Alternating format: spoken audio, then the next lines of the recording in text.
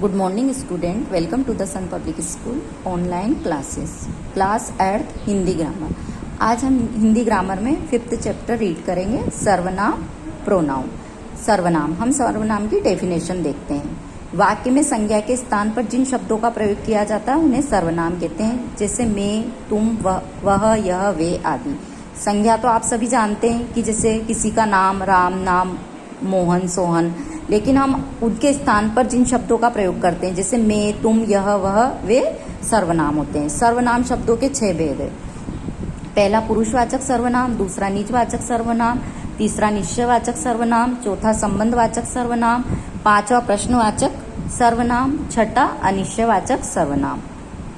पहला देखते हैं पुरुषवाचक सर्वनाम किसे कहते हैं। जिस सर्वनाम का प्रयोग किसी पुरुष या स्त्री के लिए होता है तथा जिसमें बोलने वाले, सुनने वाले तथा जिसके संबंध में कुछ कहा जा रहा, इन तीनों में से किसी एक पुरुष का बोध कराया जाए उसे पुरुषवाचक सर्वनाम कहते हैं। जैसे मैं, तुम, वह, मतलब जिसमें एक तो बोलने वाले या सुनने वाले या जिसके संबंध में कुछ कहा जा रहा है तो वो पुरुषवाचक सर्वनाम होता है।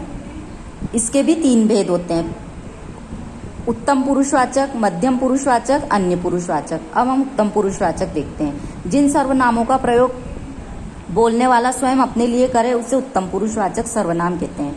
मतलब जिन सर्वनामों का प्रयोग बोलने वाला स्वयं अपने लिए करता है, जैसे मैं, मेरा, मेरी, मेरे, हम, हमारा, हमारी, हमारे, मुझको, मुझे आदि। मध्यम पुरुषवाचक, जिन सर्वनाम का प्रयोग वक्ता, वक्ता कौन होता है? बोलने वाला, सुनने वाले के लिए करे उसे मध्यम पुरुषवाचक सर्वनाम कहते हैं। जैसे तुम, तू, मेरा, तुम्हारा, तुम्हारी, तुम्हारे, तुझे, आप, आपका, आपकी, आपके आदि। अब अन्य पुरुषवाचक, 3rd पर्सन, जिन सर्वनामों का प्रयोग वक्ता, वक्ता का अर्थ होता है बोलने वाला, तथा श्रोता, श्रोता यानी सुनने वाले, सुनने वाले के अतिरिक्त किसी अन्य व्यक्ति के लिए किया जाता है उसे अन्य पुरुषवाचक सर्वनाम कहते हैं। जैसे वह, वे, उसका, उसकी, उसके, यह, ये, इसका, इसके आदि। ये किसके लिए है प्रयुक्त किया जा रहा है? अन्य के लिए। अब हम देखते हैं सेकंड, निजवाचक सर्वनाम। जहां आप शब्द का प्रयोग आदर सूचक के अर्थ में न होकर स्वयं अपने लिए होता है, निज का अर्थ होता है अपना, उसे निजवाचक सर्वनाम कहते हैं। जैसे यह कार्य मैं अपने आप कर लूंगा, या आप क्या है? निजवाचक सर्वनाम। वह औरों को नहीं अपने को सुधार रहा है, अपना क्या है यहाँ पे? निजवाचक, निज ने अपना, ये निजवाचक, अपने निजवाचक सर्वनाम है। विशेष, जहाँ आप शब्द श्रोता के लिए प्रयोग हो वहाँ यह आदर सूचक मध्यम पुरुष होता है, और जहाँ आप शब्द का प्रयोग वक्ता द्वारा अपने लिए हो वहाँ निजवाचक सर्वनाम का प्रयोग होता है। अर्थात तो जो श्रोता के लिए प्रयोग हो वहाँ आदर सूचक मध्यम पुरुष होता है, जैसे हम आप शब्द का प्रयोग करते हैं। और जो वक्ता होता है बोलने वाला, वो अपने लिए करता है, वहाँ पे निजवाचक सर्वनाम होता है। अब 3rd, निश्चयवाचक सर्वनाम। जिस सर्वनाम से किसी निश्चित वस्तु का बोध होता है उसे निश्चयवाचक सर्वनाम कहते हैं। जैसे यह, वह, ये, वे आदि। यह ठीक है, जैसे वह तो राम है, मतलब वो यह निश्चय है कि वह तो राम ही है। चौथा है संबंधवाचक सर्वनाम। एक सर्वनाम का संबंध दूसरे सर्वनाम से जोड़ने वाले शब्द संबंधवाचक सर्वनाम कहलाते हैं। जैसे एक का संबंध दूसरे से जुड़ता है तो वो संबंधवाचक सर्वनाम कहलाते हैं। जैसे जो, सो, जो करेगा सो भरेगा, तो ये जो और सो संबंधवाचक सर्वनाम है। जैसे जो करेगा सो भरेगा, मतलब जो जैसा करेगा वो वैसा ही प्राप्त करेगा। 5वां प्रश्नवाचक सर्वनाम। जिस सर्वनाम से किसी प्रश्न का बोध हो उसे प्रश्नवाचक सर्वनाम कहते हैं। जैसे कौन, क्या, दरवाजे पर कौन है, तुम्हारे हाथ में क्या है। ये कौन, क्या, ये प्रश्नवाचक सर्वनाम है। जैसे तुम्हारा नाम क्या है, तुम कहाँ रहते हो, ये प्रश्नवाचक सर्वनाम है। 6ठा अनिश्चयवाचक सर्वनाम। जिस सर्वनाम से किसी निश्चित वस्तु का बोध न हो उसे अनिश्चयवाचक सर्वनाम कहते हैं। जैसे कोई, कुछ, प्राय सजीव वस्तुओं के लिए कोई आता है और निर्जीव प्राणियों के लिए कुछ आता है। जैसे कोई द्वार पर खड़ा है, तो द्वार पर कोई खड़ा है तो वो सजीव ही है, सजीव किसी व्यक्ति या के बारे में बात कर रहे हैं। और उसके हाथ में कुछ है, जैसे उसके हाथ में पेन है, कुछ भी है, पेंसिल है, तो कुछ यहाँ पे अनिश्चयवाचक सर्वनाम है। अब सर्वनाम में वचन, कारक और लिंग। वचन, कारक और लिंग के अनुसार सर्वनामों के जो रूप होते हैं उनका संक्षिप्त विवरण इस प्रकार है।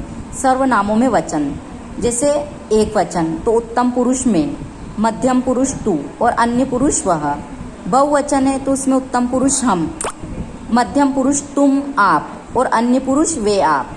आप आदरसूचक सर्वनाम है, इसका प्रयोग मध्यम पुरुष और अन्य पुरुष दोनों में होता है। आप ऐसा शब्द है, इसका प्रयोग हम मध्यम पुरुष और अन्य पुरुष दोनों में कर सकते हैं।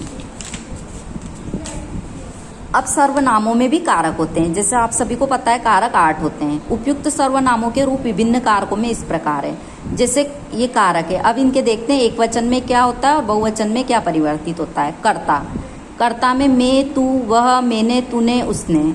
तो बहुवचन में हम, तुम, आप, वे, हमने आदि। कर्म मुझको, तुझको, उसको। बहुवचन में हमको, तुमको, आपको। करण में मुझसे, तुझसे, उससे। तो इसमें हमसे, तुमसे, उनसे, आपसे। संप्रदान मुझको, तुझको, उसको, हमको, तुमको, उनको। अपादान मुझसे, तुझसे, उससे। तो इसमें बहुवचन में हमसे, तुमसे, उनसे। संबंध में जैसे मेरा, मेरी, मेरे, उसका। तो ये तुम्हारा, तुम्हारी, तुम्हारे, उनका। अधिकरण मुझ पे, मुझ पर, तुझ में, तुझ पर, उसमें, उस पर। तो इसमें हम में, हम पर, आप में, आप पर। अब सर्वनामों में लिंग। सर्वनाम शब्दों के रूपों में लिंग के कारण कोई परिवर्तन नहीं होता है।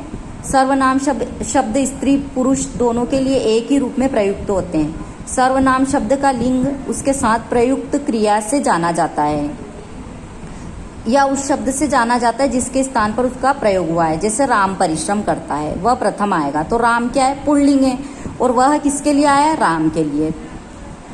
सीता परिश्रम करती है, तो सीता लड़की है, और सीता क्या है, स्त्रीलिंग है, वह प्रथम आएगी। यह वह भी किसके लिए आया है, सीता के लिए, यहाँ वह भी स्त्रीलिंग है। अब हमारा ये चैप्टर हमने पूरा रीड कर लिया है। इसके क्वेश्चन आंसर आप SW कॉपी में करेंगे। Thank you.